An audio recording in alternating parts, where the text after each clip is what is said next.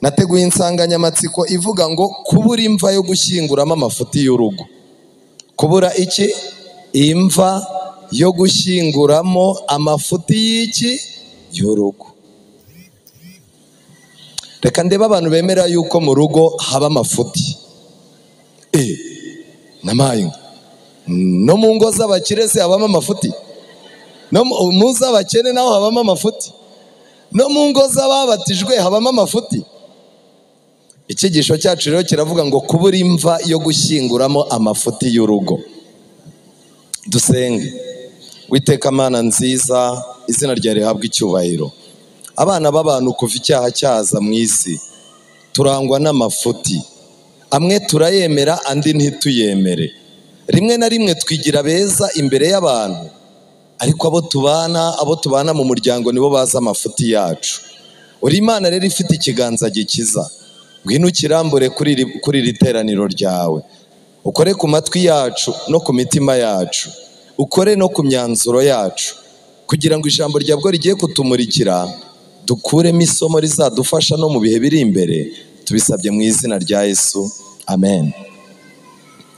Bibiliya mu Migani 14 umurongo wa mbere, Bibiliya iravuga ngo umugore w'umutima wese yubaka urugo, ariko umupfu we ubwe ararusenya. Umugore w'umutima yubaka urugo, ariko umupfu we ubwe ararusenya. Bibiliya yarongeye iravuga ngo mu Migani 14, aho ngaho nanone murasoma amagambo akomeye avuga ngo urugo rw'umunyabyaha ruzasenywa, ariko ihema ry'umukiranutsi rizakomera. Bivuze ngo ibyaha byangiza urugo, nubwo washaka izindi mpamvu, ariko ibyaha byangiza urugo. Mu Migani 24 umurongo wa 3, Bibiliya iravuga ngo ubwenge nibwo bwubaka urugo, kandi rukomezwa no kujijuka. Kimwe mu bintu birimo kubura mu miryango ntabwo ari amafaranga yabuze, ndetse ntabwo navuga ngo ni umwanya wabuze. Mu rugo habuzemo ibintu bibiri: ubwenge no kujijuka, kuko nibyo bintu byubaka urugo. Muri Bibiliya yagiye iduha ingero zitandukanye, ariko ukibaza aya masomo nsomye arahurira he n'imva yo kubikamo amafuti y'urugo? Abafite igitabo cyitwa Urugo rwa Gikristo, paje 171, iyo nsanganyamatsiko niho nayikuye. Paje 171, Urugo rwa Gikristo, ni igice cya 27. Muri iki gitabo haranditswe ngo ahazengurutse umuryango wose hari uruziga rwera rukeneye kurindwa. Ntawe uruvogera, nta muntu n'undi ufite uburenganzira bwo kwinjira muri urwo rubuga. Mu magambo make, urugo ni uruziga. Nta muntu wundi utari uwo muri urwo rugo wemererwa kuza kwinjira muri urwo ruziga. Mu magambo make, urugo rwanyu rugomba kurindwa. Amagambo nashakaga rero ngaya: umutima w'umugore we ukwiriye kuba imva ashyinguramo amafuti y'umugabo, kandi n'umutima w'umugabo nawo ukwiriye kuba imva y'amafuti y'umugore we. Muratuje cyane, murimo murabitekerezaho. Ni ukuvuga ngo Imana yemeye ko abantu babiri babana, yemera yuko amafuti yanjye ngewe umugabo, imva yo kuyashyinguramo igomba kuba umutima w'umugore wanjye. Umugore wanjye nawe nkamubera imva yo gushyinguramo amafuti ye. Iyo bitabaye gutyo rero, umuntu akabura aho ashyingura amafuti ye, nibwo uzajya kumva wumva umuntu ahamagaye kuri radiyo muri bya biganiro bya 3 za nijoro. Aroni kuri radiyo, yego, muri ku kiganiro cyitwa ngo iki niko zubakwa.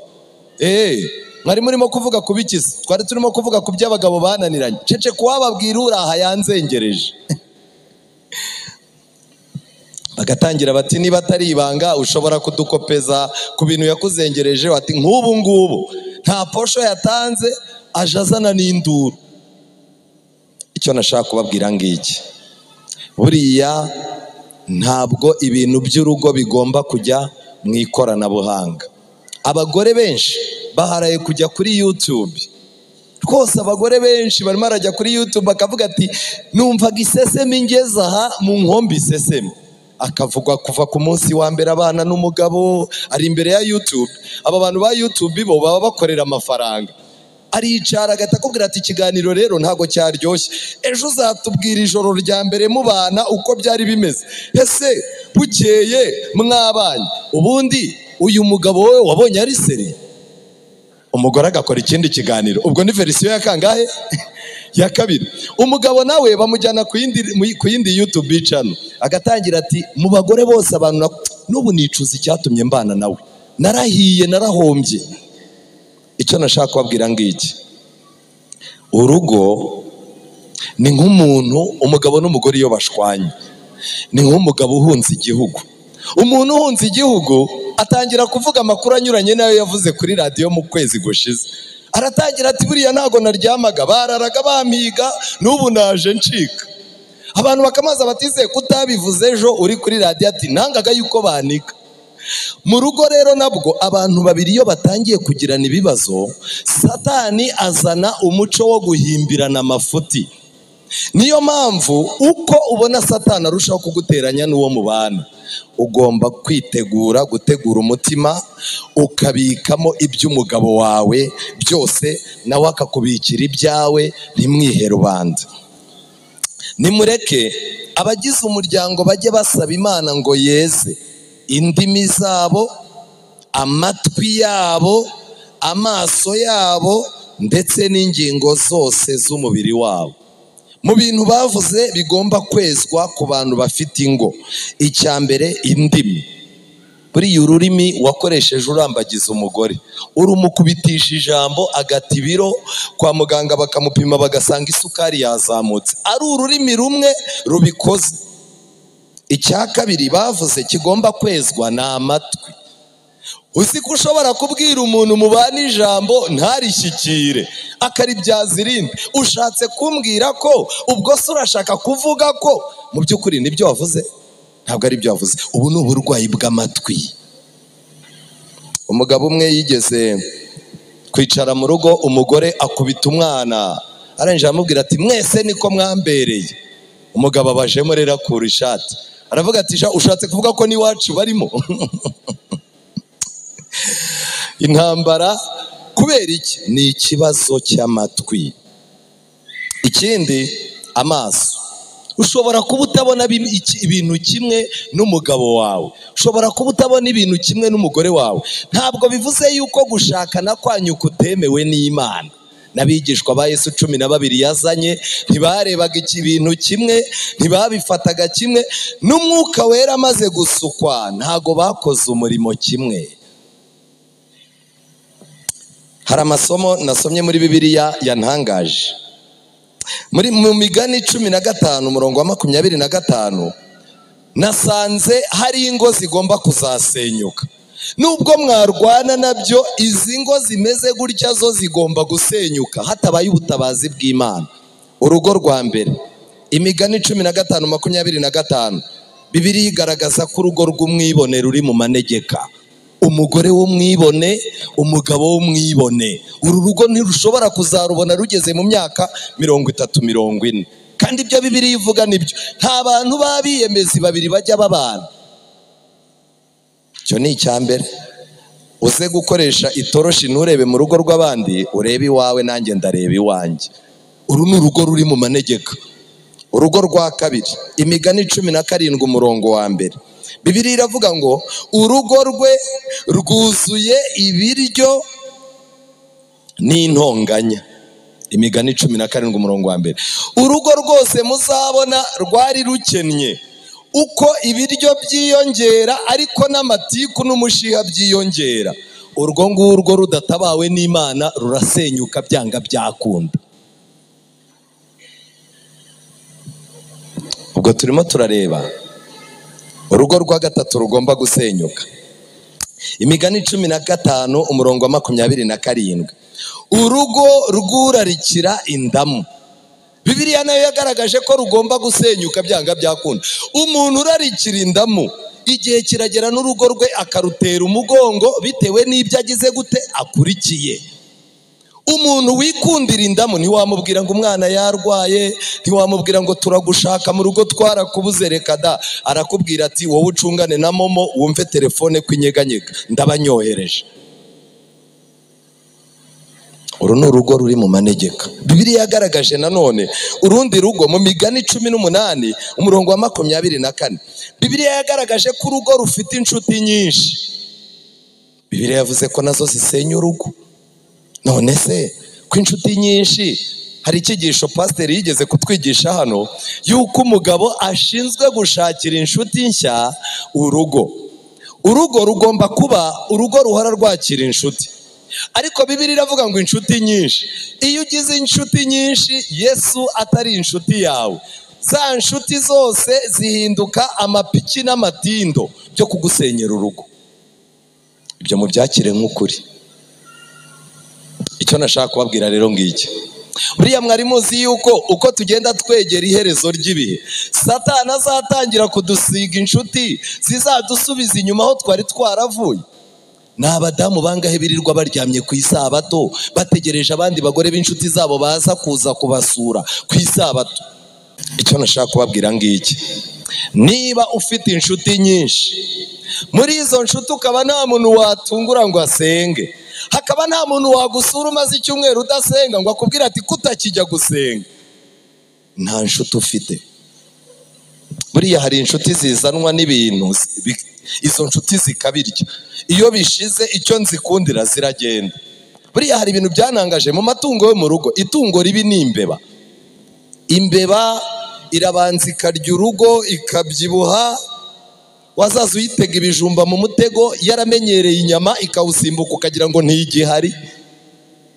Ariko imbeba iyo imaze kubona wakennye neza, abantu mwese mubizi, irya amasogisi ikagusezeraho, kavuga iti rwose nta kintu gifite.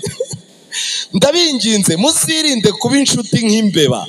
Muba mwarabanye, abantu babaye mu cyaro, hari ukuntu uryama ukabona imbeba irimo iragenda ku bizingiti, ku biti mwe ababaye mu cyaro murabizi. Ariko hari inshuti irutwa n'imbeba. Inshuti nyinshi nk'izo zisenya urugo. Kimwe mu bintu byiza Imana ikorera umuntu iyo akimara kwihana, mu itorero Imana imuha inshuti. Nkigera hano nari mfite abantu twirirwaga tugendana mu makaritsiye, tunywana amayoga, tugendana b'urubyiruko. Ariko nageze aha Imana ihitima abantu 3, n'ubu ngubu n'aha mu iteraniro barahari, bambereye inshuti zifatika. Urugo ruri mu manegeka rundi. Umubwiriza igice cya 10 umurongo wa 8, umena urugo inzoka izamurya. Umuntu wese umena urugo rwe, ibyo mwita guca inyuma, gusesera uri umutware uri n'umugore nyir'urugo, ugaca mu cyanzu. Bibiliya hano yahise ivuga ngo inzoka izagira gute? Zakurya. Iri ni ihame ry'urugo. Niba ujya Dubai cyangwa mu Bushinwa, ukajya i Bugande cyangwa muri Zambia, ukava mu cyaro icyangugu ukaza i Kigali, ugaca mu ruzitiro, ugaca inyuma uwo mwashakanye, inzoka izakurya direct. Iyo ni inzira ihinguka ku nzoka byanga byakunda. Urwo rugo narwo ruri mu manegeka, nta kintu nkwijeje. Ku itariki 25 z'ukwezi kwa 10 1868, Imana yahaye Elena White iyerekwa ry'urugo. Urwo rugo Elena White yari yanarweretswe mu kwezi kwa 6 k'uwo mwaka. Uru rugo muzarusoma mu gitabo cyitwa Ibihamya by'itorero kino dufite gishyashya, page 227 kugeza kuri page 232. Uru rugo rwari rumeze gute? Mutege amatwi. Nyiri uru rugo yari umugabo wigishaga indirimbo korari, yari umunyamuziki w'umuhanga. Ariko yarabanje agira ikosa ryo kuzaza yiyegereza abakobwa cyane, barangiza bakamumenera amabanga y'abasore babarambagiza n'ibibazo bafite mu ngo zabo. Byarangiye rero aba bakobwa bamuteye igikomere mu mutwe. Mutega amatwi ibyo Ellen White yanditse kuri uyu mugabo, mutega amatwi n'ibyo yanditse ku mugore we. Mumbwire umuntu muzima muri uru rugo, turaza gushyira amaboko hejuru dutore. Ibibazo by'umugore Imana yeretse Ellen White. Nawe mugore uraha cyangwa se wa mugabo uraha, uze kwicara ukuremo icyawe. Icyambere, uyu mugore ntabwo ari umugore wo kuba mu rugo. Kwicara mu rugo akaba mama w'abana abona bimuveteza. Kubw'ibyo rero ni wa muntu ubyara abana 4 5 akiri isongi y'umudamu, ubona udusatsi yashyizemo ibintu bimeze nk'injwiri, atikoza abana, ubona agenda arya utubombo mu nzira. Iki ni ikibazo cyangwa si ikibazo? Cya kabiri, ntabwo agira gahunda. Uyu mugore ntabwo yagiraga gahunda. Abagabo baraha, umugore utagira gahunda ndashaka kureba umugabo wamwishimira. Avuga ati nubwo atagira gahunda apfa kuba ari mwiza, afite isura nziza. Arabuze. Icya gatatu, ntazi kugaragaza ibintu neza. Nta suku agira, yaba mu rugo, mu myambarire nta suku. Umugore utagira isuku bizwi n'akana kawicaye. Icya kane, uyu mugore akabya kuba nyamugi iyo bigiye. Ahagurukana mu rugo igitekerezo yavuganye n'umugabo we, akagera ku isoko n'icyamuhagurukije atakigira gute? Atakikibuka.